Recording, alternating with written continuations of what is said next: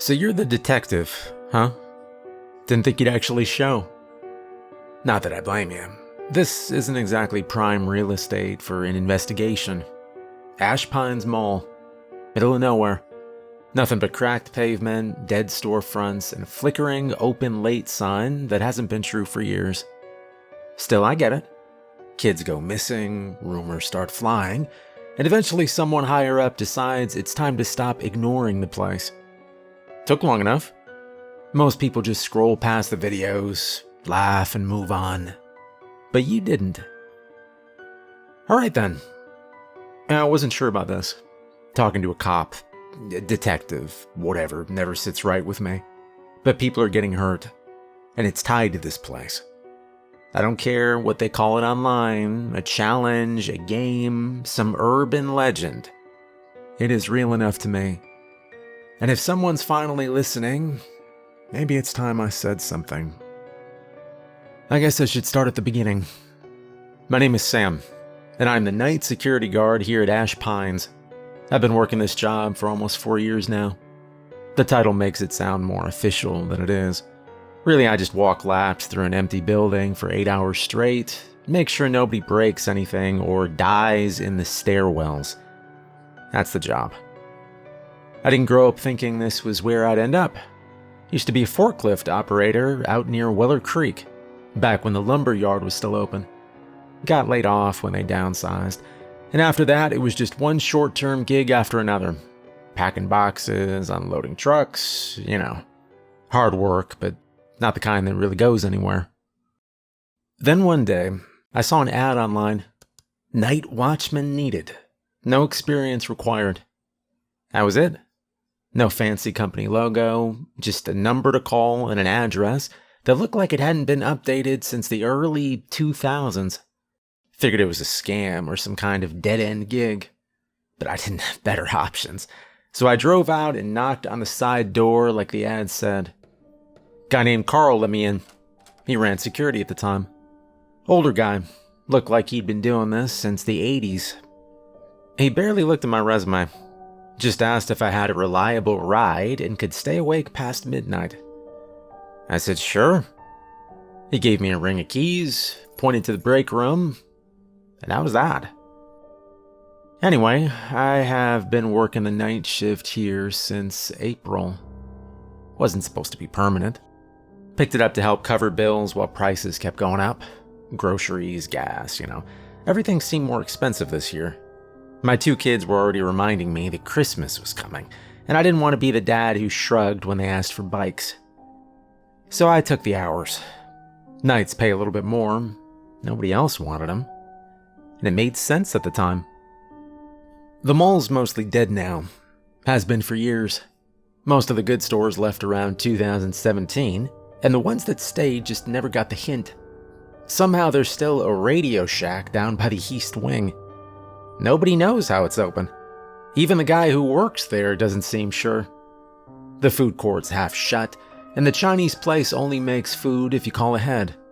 The escalator breaks at least twice a week, and nobody bothers fixing it unless somebody complains. Still, the lights come on every night. Somebody has to walk the halls. That someone is me. I work alone most of the time. Jerry handles the day shift, but he clocks out before sundown and doesn't ask questions. I'm fine with that. My only real partner on the job is Benny. He's a 6-year-old mutt with a good nose, a twitchy tail, and more common sense than most people I know. He walks every round with me, tail up, ears forward, always focused. I bought him a little police dog vest online as a joke, but he wears it like it's part of the uniform.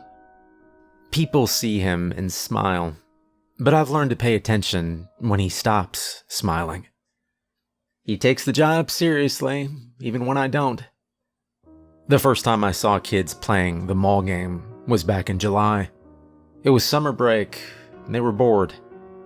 Most of them didn't even live nearby. They showed up in groups of 3 or 4, usually with a phone out and someone narrating in that fake, scary voice people use online. I caught him on camera slipping through a maintenance door that never locked right. First, I thought they were just filming, one of those abandoned mall walkthroughs. No big deal. But then they started coming back. Different kids, same behavior, moving in the same directions, touching the same doors, sitting in the same chairs and the same food court booths. They weren't just exploring, they were following instructions. I didn't understand it right away, but it felt too coordinated to be random. After a couple weeks, I stopped one of them and asked what the hell they were doing. He was maybe 16. Hoodie, flashlight, sneakers that lit up when he walked. He was very nervous, but actually polite. Said it was just a challenge. Something from TikTok. Said there were rules, and if you followed them, you could win. I asked what this meant. Win what? He said he didn't know. Just that if you followed the rules exactly, something weird might happen. I asked what the rules were. He rattled some off from memory, then showed me the full list on his phone. And that's when I realized this wasn't some prank. There were a lot of them. Numbered. Repeated online by dozens of accounts. Some rules matched. Some didn't. But enough were the same. So I started writing them down. Alright, well, rule 1. It's called the walk. It's how all of them start the game. The kids, I mean. Every version I've come across begins with this step. They show up sometime before 1 a.m. and wait outside one of the main entrances. That could be the east wing, the west wing, or the food court side. Doesn't matter which one, as long as it's one of the 3 front-facing doors. Back entrances, staff hallways, or side exits don't count. They all say the same thing. It has to be a main entrance, and it has to be exactly 1 a.m.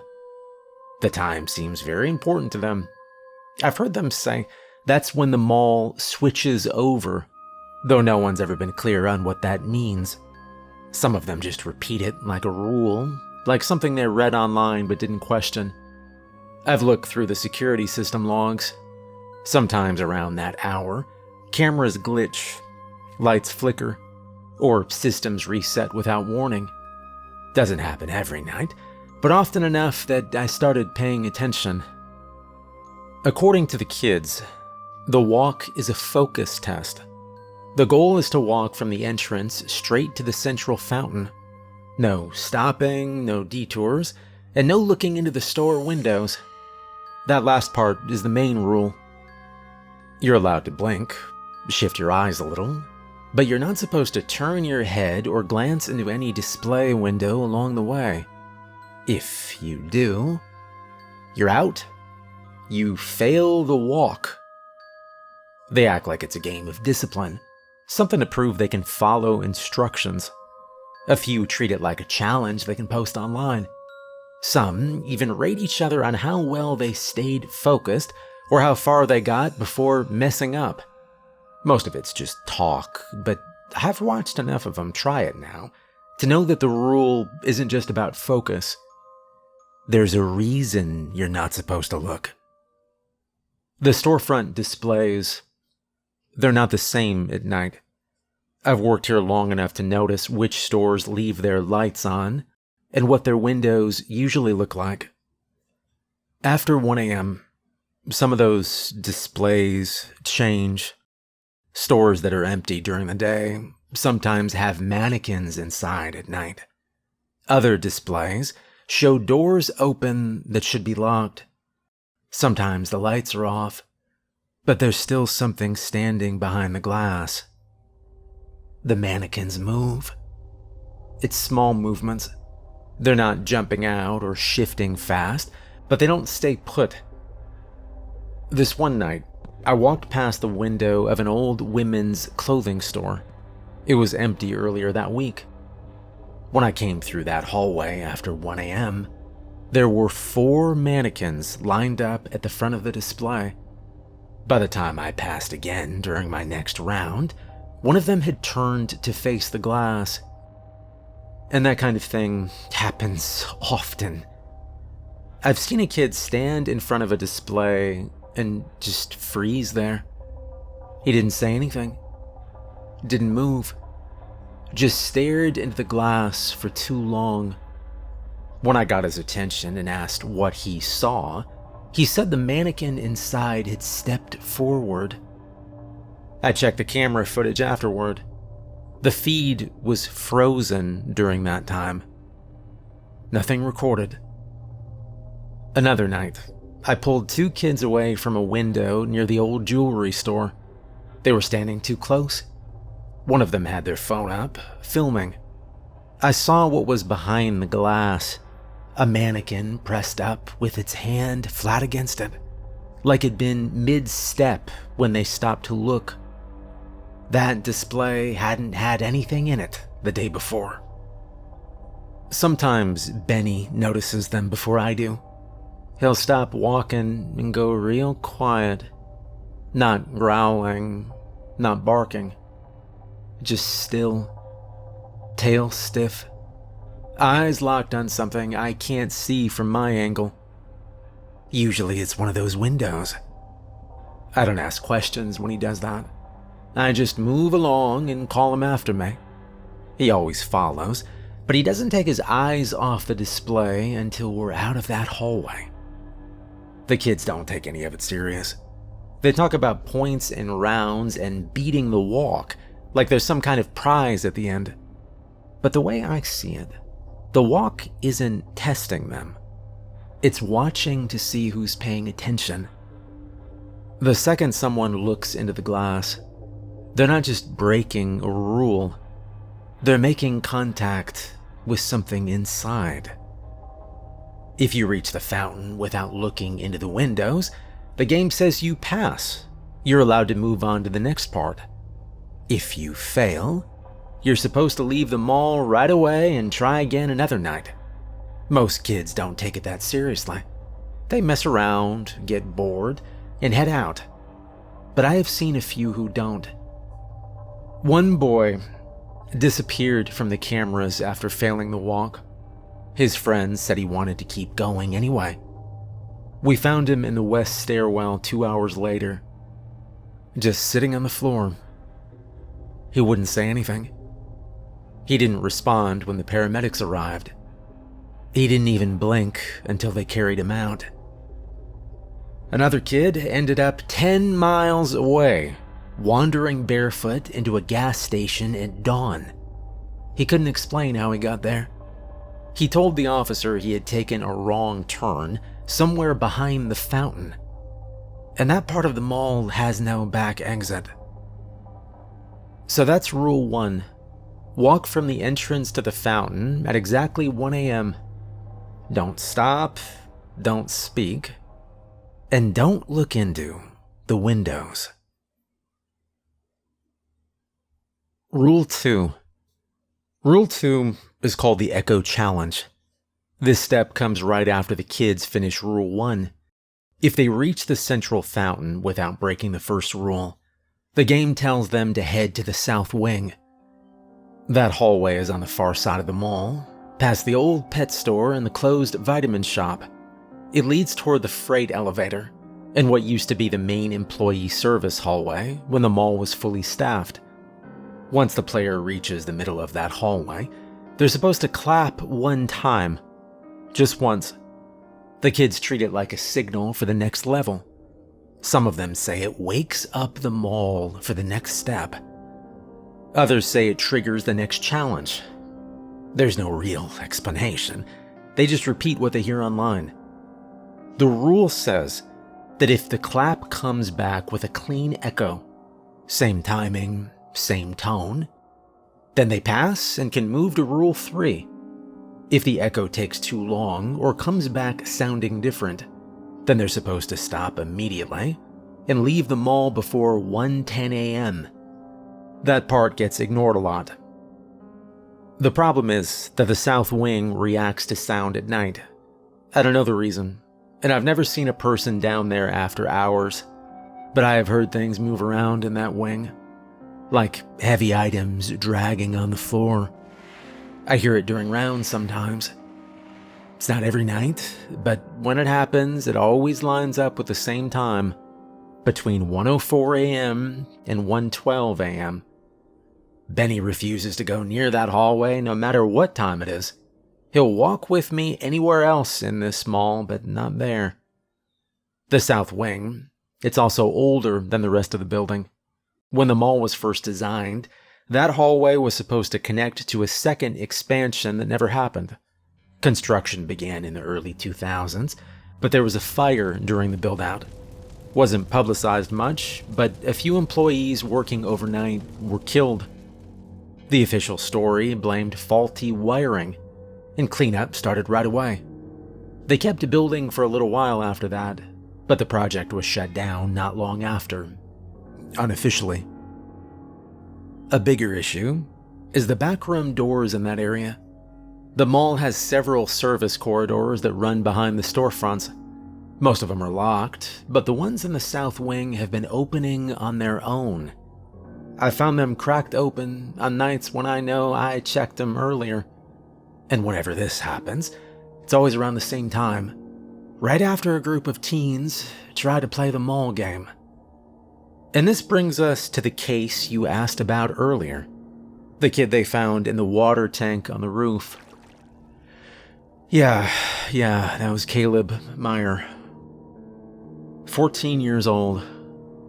Came in with his older brother and 2 friends on August 19th. I wasn't near the entrances at the time, but I saw all of them on the security footage later, before handing the tapes to the police. They entered through the food court doors at 12:56 a.m. Caleb was wearing a red hoodie, and the brother had a backpack.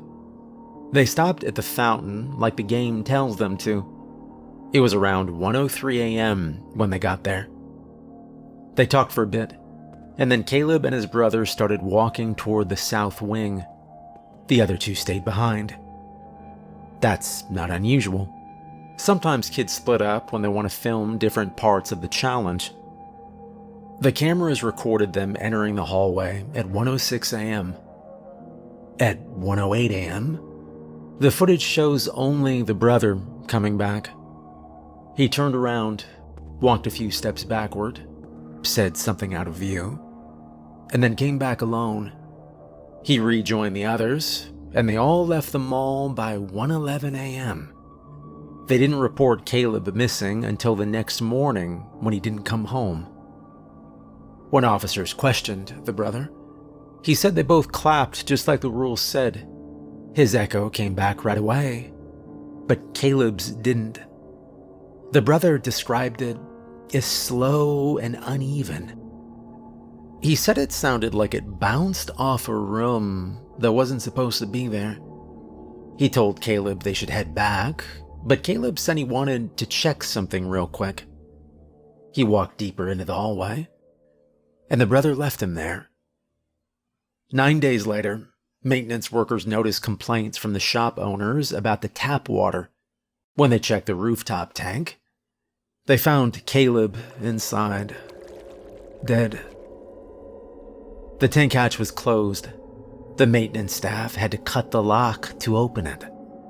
The ladder inside the tank wasn't extended, and the access door leading to the roof didn't show signs of forced entry. He didn't have any broken bones, and there weren't marks that suggested he'd been in a fight.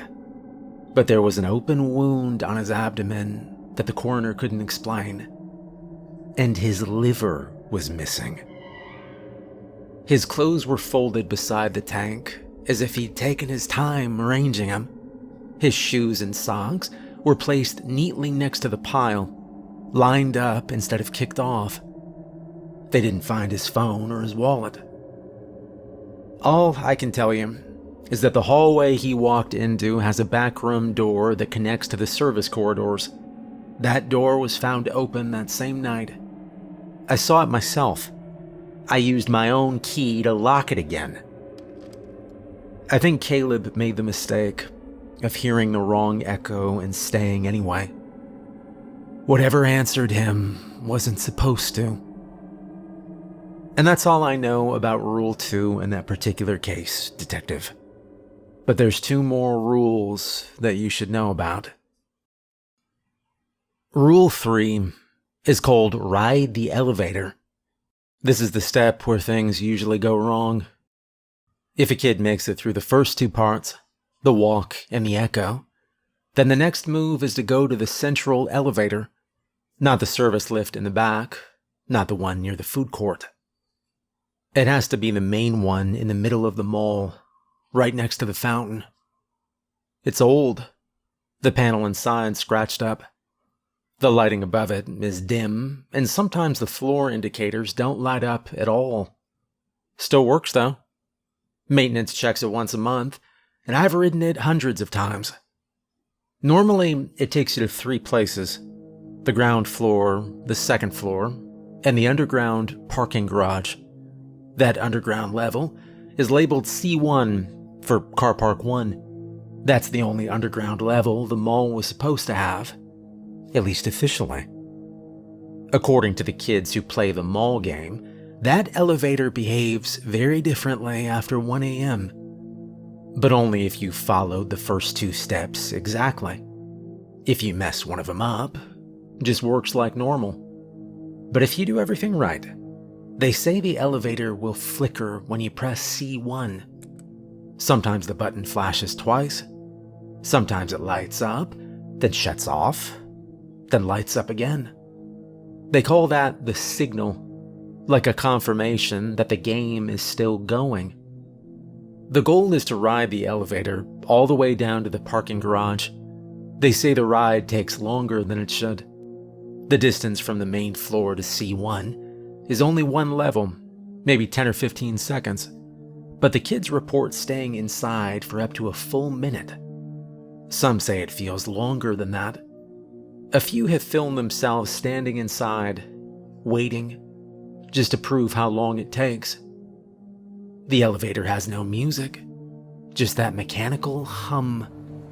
They usually record their faces in the ceiling corner, using their phone cameras to catch their own expressions.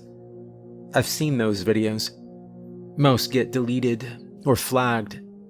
The ones that stay up just show them waiting. The footage usually ends when the doors open.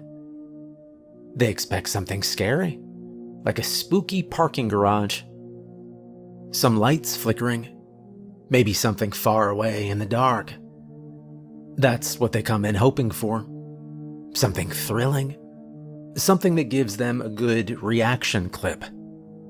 But that's not what this step is. When the elevator reaches the bottom, it's not always C1 anymore. I've been in that elevator during the day. I've ridden it to check reports, test the panel, or take deliveries to the lower garage. During normal hours, the only options on the panel are G, 2, and C1. That's it. No surprises, nothing weird. But after 1 a.m., and only on certain nights, more buttons appear. I've seen them myself. Buttons labeled 01, 02, and 03. I've asked maintenance about it, and they say those levels don't exist. The elevator system isn't coded for more than 1 basement level. No blueprints include a 2nd or 3rd subfloor.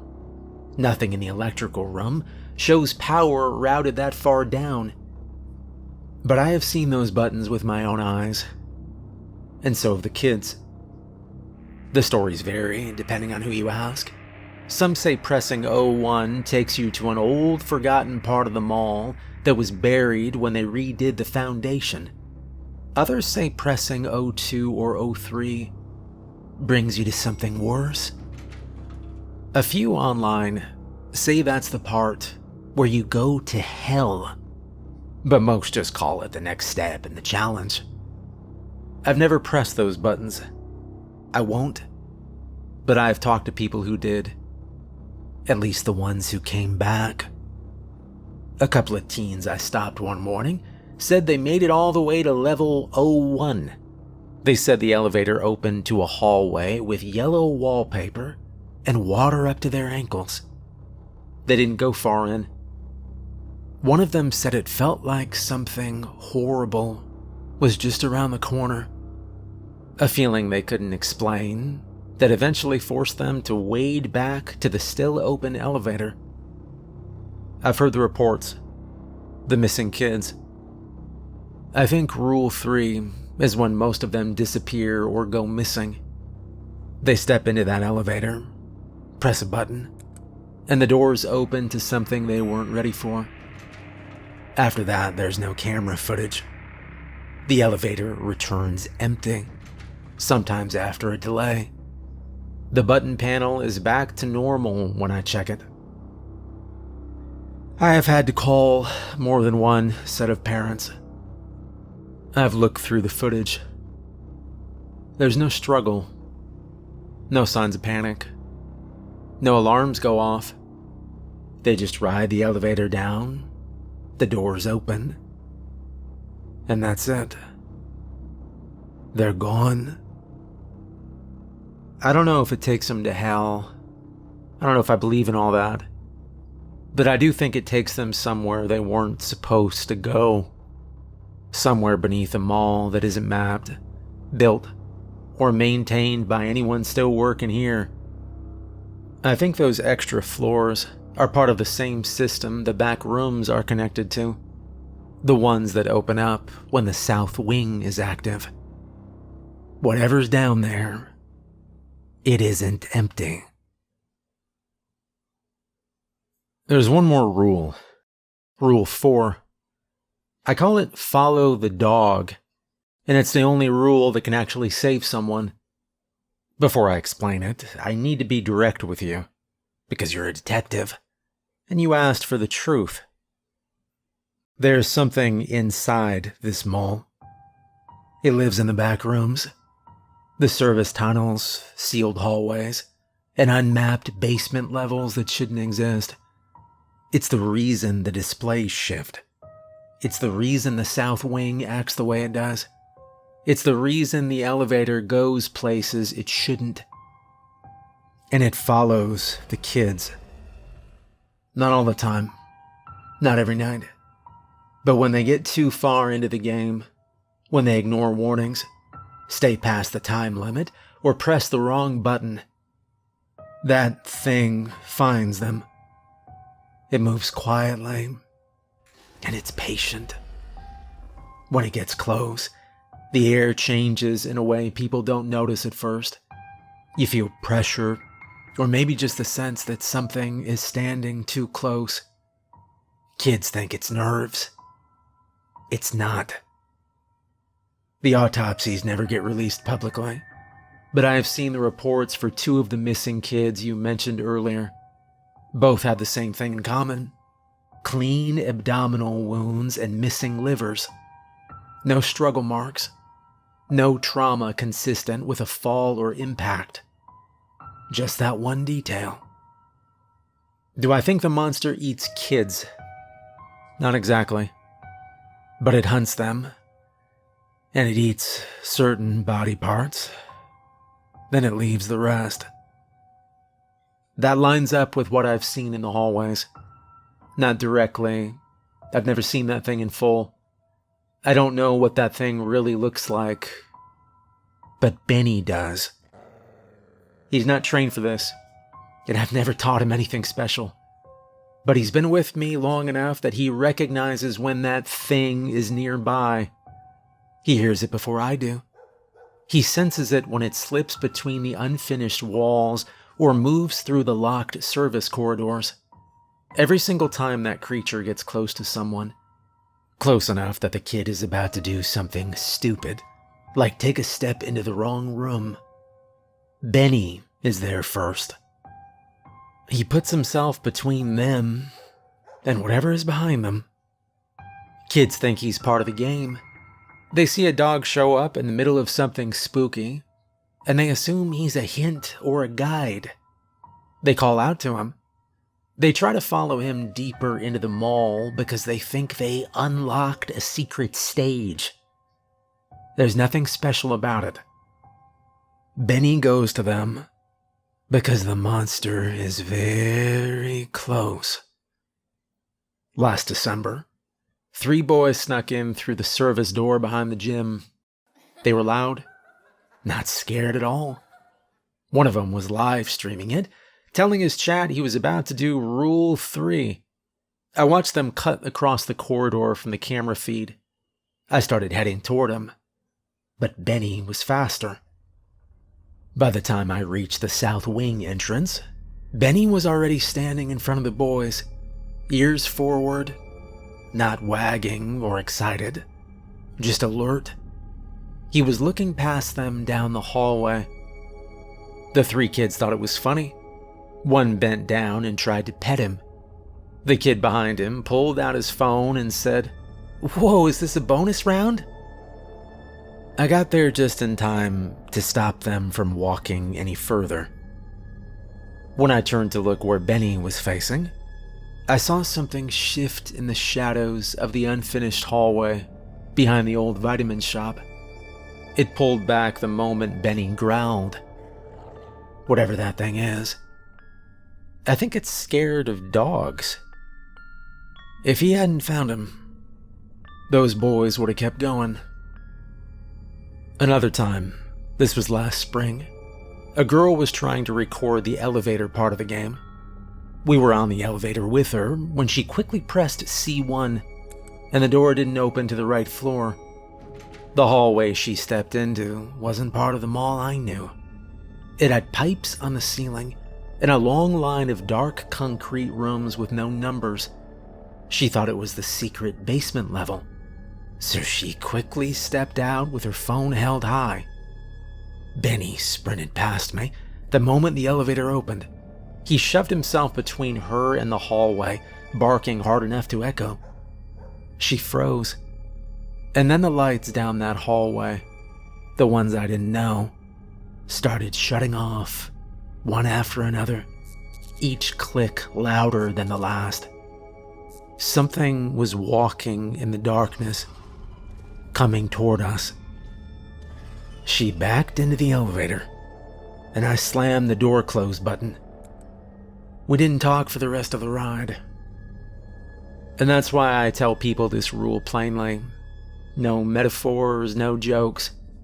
If the dog finds you, the game is over. Follow him out, or you won't leave at all. Kids don't understand how the mall behaves when someone gets too far into the game. They think the flickering lights and the changing hallways are all scripted to scare them. They don't realize the mall is helping it move. They don't notice when it funnels them toward the exact 2 places they should never go: the south wing and the unmapped basement levels. The south wing connects to the back rooms, and the back rooms are where that thing lives. That's where the half-finished hallways are. That's where the sealed fire doors open by themselves. That's where the fire happened years ago. The one they blamed on faulty wiring, even though the workers' bodies were found in positions that didn't match smoke inhalation. People say the expansion stopped because of that. They say the blueprints were shredded on purpose, and nobody talks about it anymore. As for the basement levels, the elevator shouldn't even reach them. But when someone plays the game right, the mall opens paths that aren't supposed to exist. And when someone steps through those paths, that thing follows. And that's why Benny is the last rule. He is the only warning you get. If he finds you, don't film him. Just follow him. Immediately. More often than not, animals know something we don't. And that's everything. Every rule, every sighting, at least most of them, every kid I had to walk out by the arm, shaking and silent. I've told you what I've seen, and what I've pulled from the logbooks, the broken cameras, and whatever the mall didn't swallow whole. You asked me for the truth, or something close to it, and that's what you got. There isn't more to explain, not really. Some nights I still hear footsteps where there shouldn't be any. Sometimes I catch glimpses on monitors that don't record. Sometimes Benny growls at nothing for a little too long. But that's just the job now. We'll be sticking around, me and Benny. Same uniform, same loop, same elevator that still thinks there's a floor beneath the parking garage. Someone has to keep the kids from pressing the wrong button. I'm not sure what's going to become of this place. Are they going to tear it down? Seems like there might be a chance of that, considering we got you detectives sniffing around the place. But nah, I know the county mayor. He keeps this joint running even if it cost him a few kids. That's how he thinks. Probably tells himself none of this is real and that all the disappearances aren't connected. Benny and I will just have to keep doing our jobs, saving as many as we can.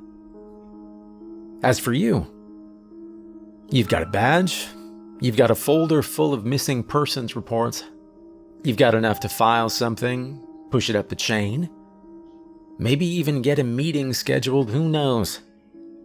But let's be honest, you've seen the same footage I have. You've read the statements. You know there's no one you can hand this to who will believe any of it. So here's what I'll say. You don't need to believe all of it. You don't need to write it down word for word. But the next time someone brings you a case that leads back to this place, and they will, I want you to remember what I told you. If you ever come back after dark, for whatever reason, bring a flashlight, stay out of the south wing, and don't get on that elevator if it's already open.